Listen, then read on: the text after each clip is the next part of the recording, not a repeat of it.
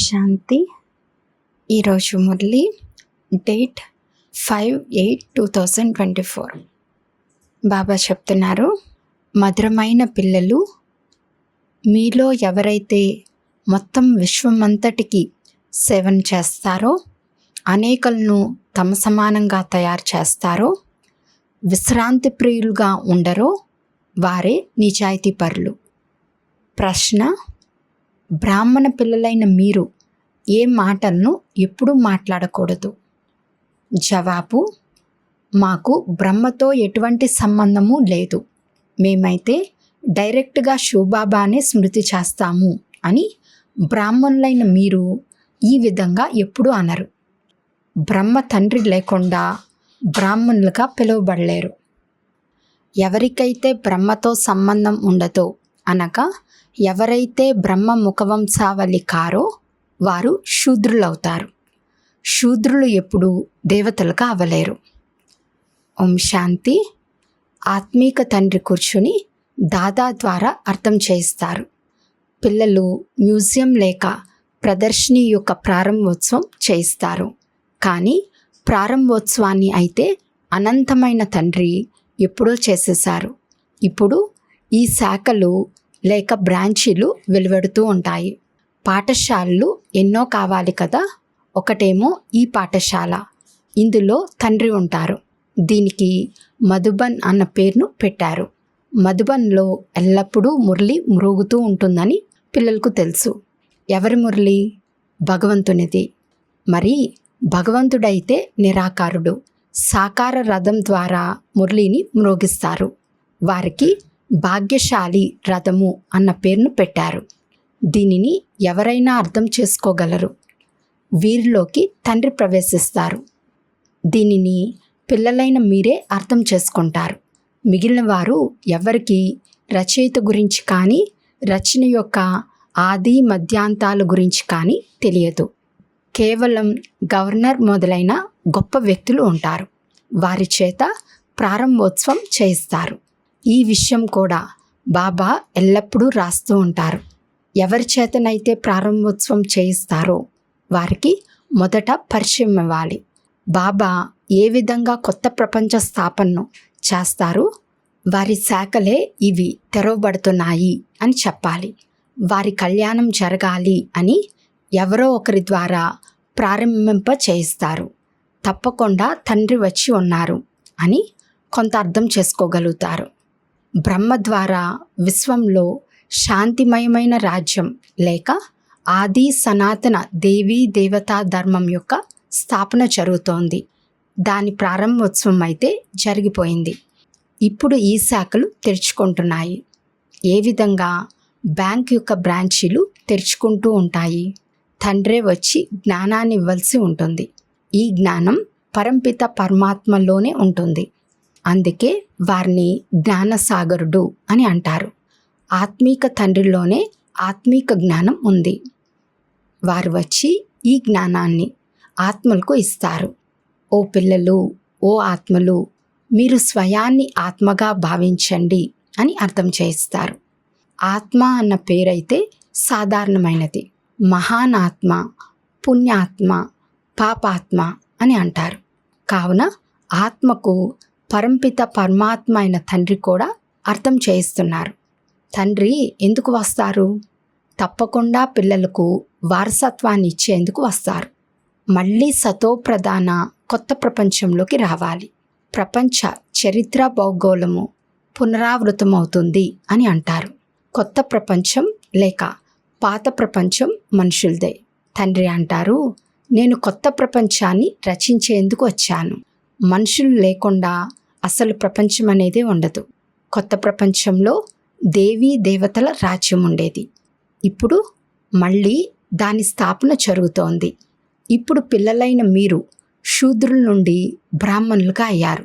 మళ్ళీ మిమ్మల్ని బ్రాహ్మణుల నుండి దేవతలుగా తయారు చేసేందుకు వచ్చాను. మీరు వారికి వినిపించవచ్చు. తండ్రి ఈ విధంగా అర్థం చేయిస్తున్నారు. మీరు కొత్త ప్రపంచంలోకి ఎలా వెళ్ళగలరు? ఇప్పుడైతే మీ ఆత్మ పతితంగా వికారిగా ఉంది. అదే ఇప్పుడు నిర్వికారిగా అవ్వాలి. జన్మ జన్మాంతరాల పాపాల భారం శిరసుపై ఉంది.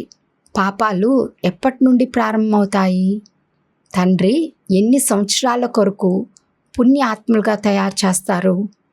ఇది కూడా పిల్లలైన మీకు ఇప్పుడు తెలుసు. 21 జన్మలు మీరు పుణ్యాత్ములుగా ఉంటారు, మళ్ళీ పాపాత్ములుగా అవుతారు. ఎక్కడైతే పాపం ఉంటుందో అక్కడ దుఃఖమే ఉంటుంది. పాపాలు ఏవేవి? ఇది కూడా తండ్రి తెలియజేస్తారు. ఒకటేమో మీరు ధర్మగ్లాని చేస్తారు. మీరు ఎంతగా పతితంగా అయిపోయారు. ఓ పతిత పావన రండి అని నన్ను పిలుస్తూ వచ్చారు. కావున ఇప్పుడు నేను వచ్చాను. పావనంగా తయారు చేసే తండ్రిని మీరు నిందిస్తారు. అందుకే మీరు పాపాత్మగా అయిపోయారు. ఓ ప్రభు, నేను జన్మ జన్మాంతరాల పాపిని, వచ్చి పావనంగా తయారు చేయండి అని అంటారు కూడా. కనుక తండ్రి అర్థం చేయిస్తారు. ఎవరైతే అందరికన్నా ఎక్కువ జన్మలు తీసుకున్నారో వారి అనేక జన్మల అంతిమంలోనే ప్రవేశిస్తాను. బాబా అనేక జన్మలు అని దేన్నంటారు? పిల్లలు 84 జన్మలను అంటారు. ఎవరైతే మొట్టమొదట వచ్చారో వారే 84 జన్మలు తీసుకుంటారు. మొదట ఈ లక్ష్మీనారాయణులు వస్తారు. ఇక్కడకు మీరు నరు నుండి నారాయణుగా అయ్యేందుకు వస్తారు. కథ కూడా సత్యనారాయణ కథనే వినిపిస్తారు. రామ సీతగా అయ్యే కథను ఎప్పుడైనా ఎవరైనా వినిపించారా? దాన్ని నిందించడం జరిగింది. తండ్రి నరు నుండి నారాయణుగా, నారీ నుండి లక్ష్మిగా తయారు చేస్తారు. వారిని ఎప్పుడూ ఎవరు నిందించరు. తండ్రి అంటారు, నేను రాజయోగం నేర్పిస్తాను. విష్ణువు యొక్క 2 రూపాలు ఈ లక్ష్మీనారాయణులు. బాల్యంలో వారు రాధాకృష్ణులు. వీరు సోదరి సోదరులేమి కాదు. వారిరువురు రాజుల పిల్లలుగా ఉండేవారు. వారు మహారాజ కుమారుడు, ఆమె మహారాజ్ కుమారి. స్వయంవరం తర్వాత వారిని లక్ష్మీనారాయణులు అని అంటారు.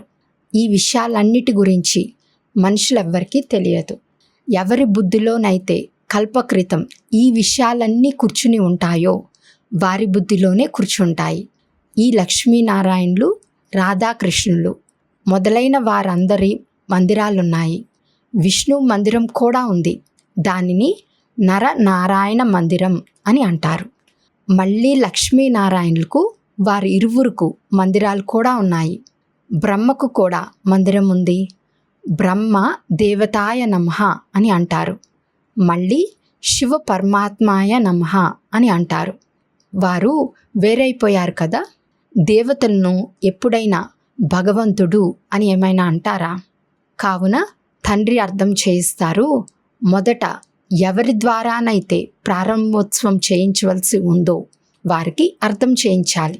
విశ్వంలో శాంతిని స్థాపన చేసేందుకు భగవంతుడు పునాదిని వేశారు. విశ్వంలో శాంతి లక్ష్మీనారాయణుల రాజ్యంలో ఉండేది కదా. వీరు సత్యుగానికి యజమానులుగా ఉండేవారు కదా. కావున మనుషులను నరు నుండి నారాయణుగా, నారీ నుండి లక్ష్మిగా తయారు చేసే పెద్ద గాడ్లీ యూనివర్సిటీ అనగా ఈశ్వర్య విశ్వవిద్యాలయం ఇది. విశ్వవిద్యాలయము అన్న పేరునైతే ఎంతోమంది పెట్టారు. నిజానికి అవి వరల్డ్ యూనివర్సిటీలేమీ కావు. యూనివర్స్ అనగా మొత్తం విశ్వం. మొత్తం విశ్వమంతటిలోనూ అనంతమైన తండ్రి ఒకే కాలేజ్ని తెరుస్తారు. మీకు తెలుసు, విశ్వంలో పావనంగా అయ్యే విశ్వవిద్యాలయం కేవలం ఇదొక్కటే. దీనిని తండ్రి స్థాపన చేస్తారు. మనం మొత్తం విశ్వాన్ని శాంతిధామంలోకి, సుఖధామంలోకి తీసుకువెళ్తాము. అందుకే దీనిని ఈశ్వర్య విశ్వవిద్యాలయం అని అంటారు. ఈశ్వరుడు వచ్చి మొత్తం విశ్వమంతటికి ముక్తి, జీవన్ముక్తుల వారసత్వాన్ని ఇస్తారు. తండ్రి చెప్పే విషయం ఎక్కడా? వీరందరూ చెప్పే యూనివర్సిటీ విషయం ఎక్కడా? యూనివర్స్ అనగా మొత్తం ప్రపంచాన్ని పరివర్తన చేయాలి. ఇదైతే తండ్రి పని మాత్రమే. మనల్ని ఈ పేరు పెట్టుకోనివ్వరు మరియు గవర్నమెంట్ స్వయం పెట్టుకుంటుంది. దీన్నైతే మీరు అర్థం చేయించాలి. అది కూడా ముందుగా అర్థం చేయించకూడదు. చెప్పండి, మా పేరే బ్రహ్మకుమారులు కుమారీలు. ఎప్పుడైతే తండ్రి వచ్చి రథంగా చేసుకున్నారో అప్పుడే వీరికి బ్రహ్మ అన్న పేరు వచ్చింది. ప్రజాపిత అన్న పేరైతే ప్రసిద్ధమైనది కదా. వారు ఎక్కడి నుండి వచ్చారు? వారి తండ్రి పేరేమిటి? బ్రహ్మను దేవతగా చూపిస్తారు కదా. దేవతలకు తండ్రి అయితే తప్పకుండా పరమాత్మే అవుతారు. వారు రచయిత. బ్రహ్మను మొట్టమొదట రచన అని అంటారు. వారి తండ్రి శివబాబా. వారంటారు, నేను వీరిలోకి ప్రవేశించి వీరి పరిచయాన్ని మీకు ఇస్తాను. కనుక పిల్లలు, ఇది ఈశ్వర్య మ్యూజియం అని అర్థం చేయించాలి. తండ్రి అంటారు, నన్ను పిలిచారు, ఓ పతిత పావన రండి, వచ్చి పతితుల నుండి పావనులుగా తయారు చేయండి. ఇప్పుడు ఓ పిల్లలు, ఓ ఆత్మలు, మీరు మీ తండ్రిని స్మృతి చేసినట్లయితే పతితుల నుండి పావనులుగా అయిపోతారు. మన్మనా భవ అన్న పదం గీతకు సంబంధించింది. భగవంతుడు ఒక్కరే, జ్ఞానసాగరుడు, పతిత పావనుడు. శ్రీకృష్ణుడు పతిత పావనుడు కాలేరు. వారు పతిత ప్రపంచంలోకి రాలేరు. పతిత ప్రపంచంలోకి పతిత పావనుడైన తండ్రే వస్తారు. ఇప్పుడు నన్ను స్మృతి చేసినట్లయితే పాపాలు భస్మమవుతాయి. ఇది ఎంత సహజమైన విషయం. భగవాను వాచ అన్న పదంను తప్పకుండా ఉపయోగించాలి. పరంపిత పరమాత్మ అంటారు. కామ వికారం మహాశత్రు. మొదట నిర్వీకారి ప్రపంచం ఉండేది. ఇప్పుడు వికారి ప్రపంచం ఉంది. దుఃఖమే దుఃఖం ఉంది. నిర్వీకారులుగా అయినట్లయితే ఇక సుఖమే సుఖం ఉంటుంది. కావున ఈ విషయం అర్థం చేయించాలి. భగవాను వాచ, కామం మహాశత్రు. దీనిపై విజయం పొందటం ద్వారా మీరు జగజ్జీతులుగా అవుతారు. ఒక్క తండ్రిని స్మృతి చేయండి. మేము కూడా వారిని స్మృతి చేస్తాము. ఎలాగైతే ఏదైనా కాలేజీ తెరవబడినప్పుడు దానికి కూడా ప్రారంభోత్సవం చేస్తారు కదా, ఇది కూడా కాలేజీ. ఎన్నో సెంటర్లు ఉన్నాయి.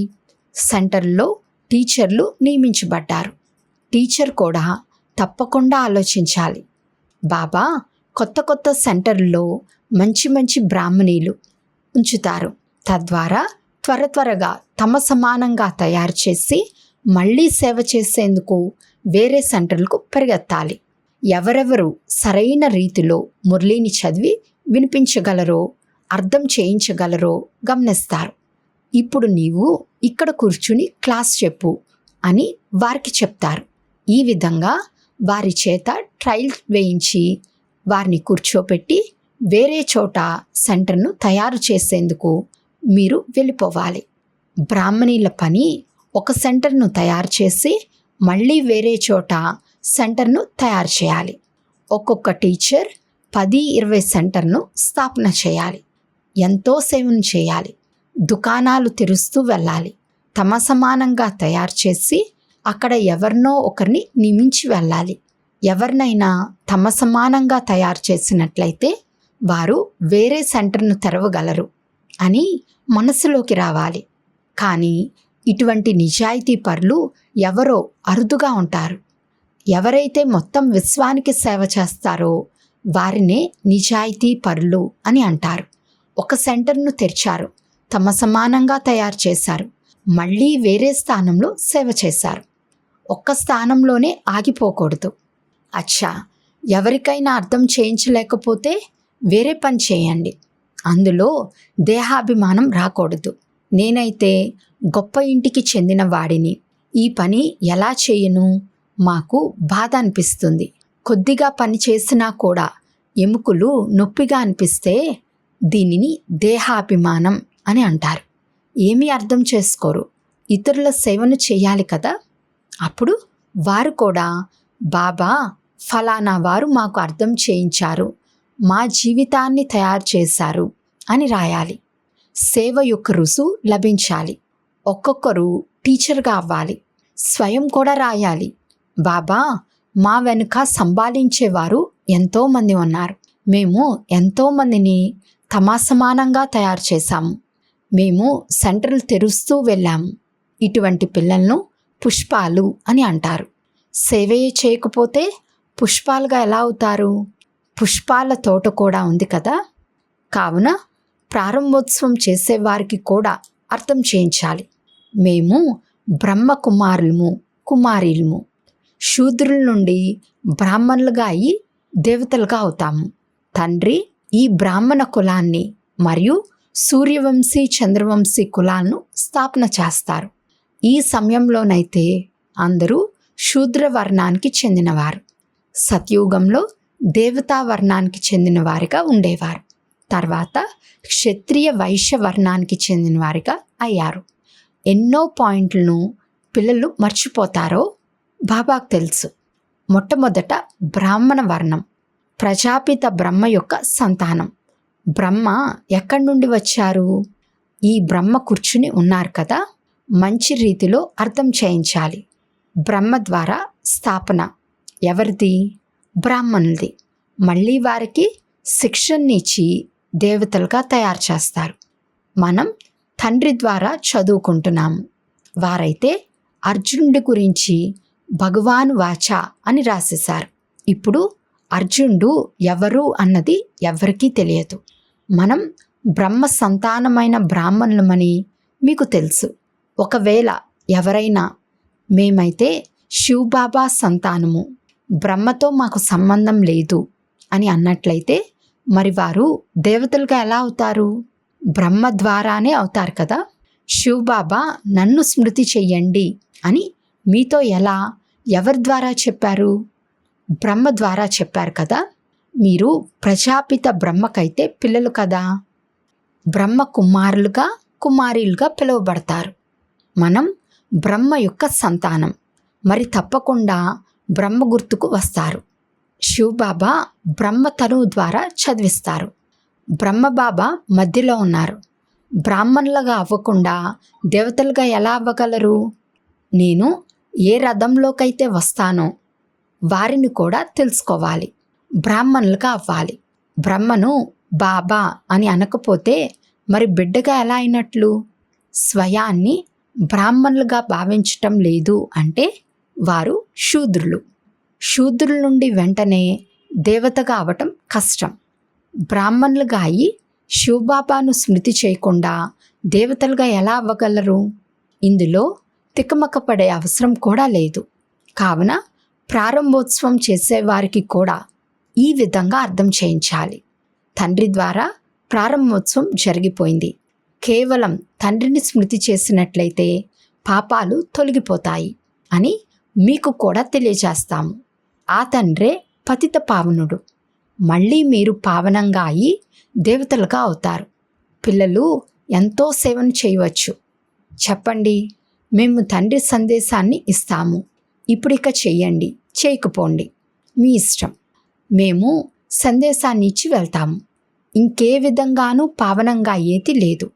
ఎప్పుడు తీరిక లభిస్తే అప్పుడు సేవ చేయండి. సమయం అయితే ఎంతో లభిస్తుంది.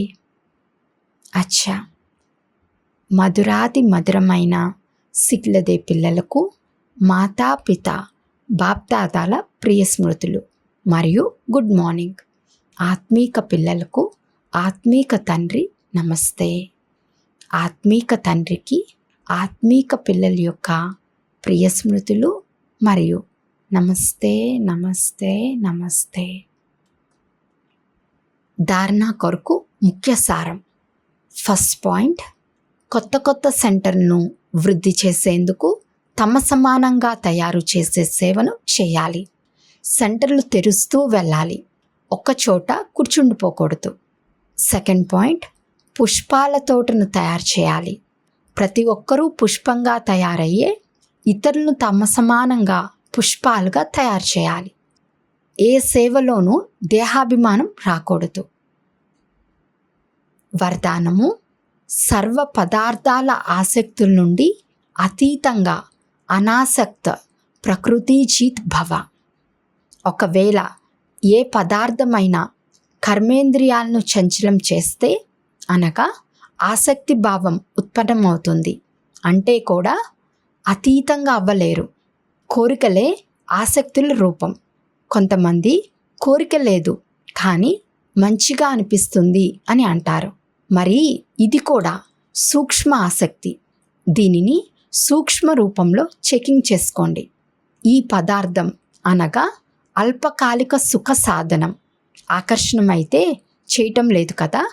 ఈ పదార్థాలు ప్రకృతి సాధనాలు. ఎప్పుడైతే వీటి నుండి అనాసక్తులుగా అనగా అతీతంగా అవుతారో అప్పుడు ప్రకృతి జీతులుగా అవుతారు. స్లోగన్: నాది నాది అన్న గందరగోళాలను వదిలి అనంతంలో ఉండండి. అప్పుడు విశ్వ కళ్యాణకారి అని అంటారు. అచ్చా, ఓం శాంతి.